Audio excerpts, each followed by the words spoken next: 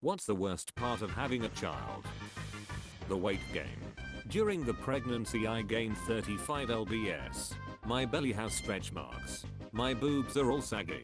And it's not even fair because my wife only gained like 15. It's incessant. It never stops. You never get a day off.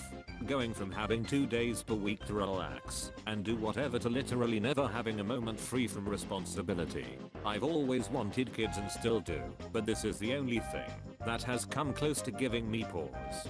Both my siblings have young kids and I cannot get over how constant it is. From the second the kids wake up to when they finally shut their eyes, it's non-stop. Then they get maybe an hour or two to themselves, which is mostly spent tidying up, etc. before the nighttime stuff starts, baby crying, toddler coming into bed, nightmares, etc. It requires years of not getting a full night's rest. You can never just go out whenever you want. No sleeping in even on weekends, because someone has to be up with them at 6 AM. Raising human children is an insane task.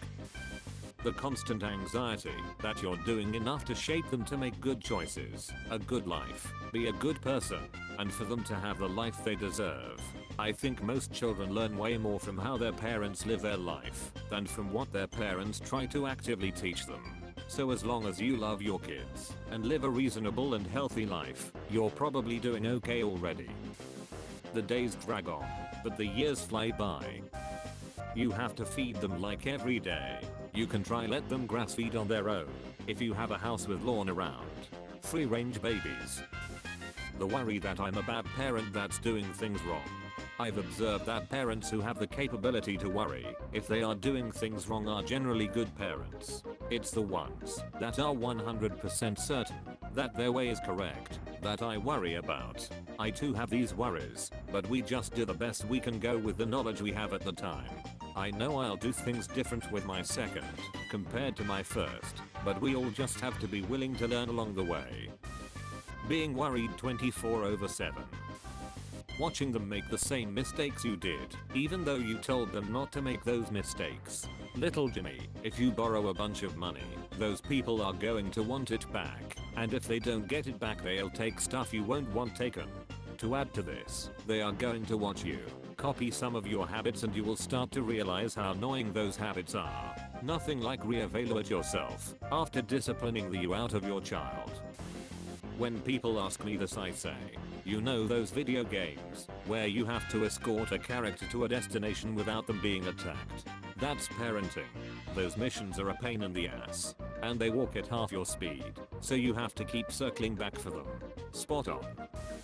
Yeah, cosign on constant worry.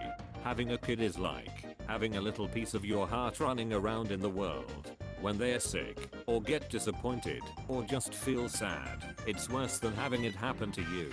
Yet at the same time, you need to let your kids work through those things to learn to handle them. If you give in to the worry and try to shield them from everything, you risk creating harmful codependence. So it's a constant struggle, but worth it. They're just always there, on you, behind you, in front of you, just a little speed bump impeding every task. Lol. Mine are 10 and 13, and I will confirm that one of them is always there. My 10-year-old is like my shadow and she always wants to be where we are. I love her dearly, but good lord let me breathe. Standing next to you, breathing in your ear while you're eating. I'm sorry, can I help you? I'm only 9 years in, but so far it's been the sleep deprivation. Hands down. Eater, I'm not still sleep deprived. My kids sleep great now at nearly 9 and 5, but that was the hardest part of parenthood for me so far. My kids are 14, 18 yo. Your kids become champion sleepers in their tweens. Bellowing that they must sleep in on Saturday and Sunday. There's more whiplash too. They don't want me to cook for them. They just want another top ramen. They don't want to play. They are busy text messaging friends. The sudden lack of codependency is bittersweet tbh.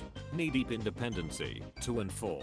It's weird to think about how sad it will be when it stops despite being desperate for them to be independent. On the bad days, I try to remember this. I try to remember I won't know the last time I will pick my kids up, the last time they need me to put on a piece of clothing. I won't know the last time of any of these menial tasks I do every day that feel cumbersome. and frustrating sometimes. If I'm fortunate, it will be then growing up into independence. If I'm not, well, no one is guaranteed tomorrow. On the bad days, I try to remember. It goes so fucking fast. My 3-year-old today turned, she looked at me from the dinner table and said, "Mama, I don't need a sippy cup anymore. I'm a big girl." It didn't really hit me until writing this comment that it's another example of what passes generally unacknowledged and quickly forgotten.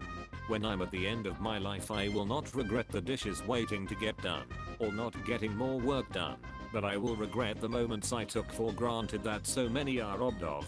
Thanks for coming to my existential crisis TED Talk. Worrying about how the outside world will treat them. I will never forget the first time I saw another child being "mean" to my daughter and having to keep it together and remind myself that it was a child. Shit's difficult. When I learned that some 10-year-olds were playing keep away with my 4-year-old tat while my 6-year-old tried to get it back for him. That was a shitty day. 6-year-old was a boss for sticking up for their brother. Having to deal with their total lack of self-preservation. They are creative and come up with all kinds of ways to try and kill themselves. Keeping ahead of the game is exhausting. My son is 3. He has this globe with name tags that go into the continents. He was having a nap today and we told him he had to put the continents away. He tried to swallow one of the name tags, like right in front of us, fired it in his mouth, and began to choke. I'm glad we were both there. That globe has gone away for a while.